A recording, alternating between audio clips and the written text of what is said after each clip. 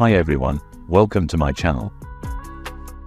In this tutorial, I'm gonna be showing you how to download Windows 11 ISO file. To download Windows 11 ISO, you can do the following. Navigate to this page for Windows 11 ISO. This link is in my description box. You can copy it. Scroll down and under the title, Download Windows 11 Disk Image, ISO, x64 devices. Click the Select Download drop-down and select Windows 11. To proceed, click the Download button. Select your preferred language by clicking the Choose One from drop-down.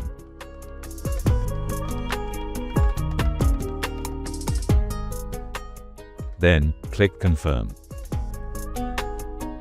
Click the 64-bit download button. The ISO file will begin to download.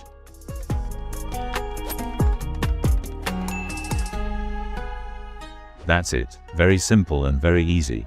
Thanks for watching. Comment below what you'd like to see next. Don't forget to like, subscribe, and hit the notification bell for more.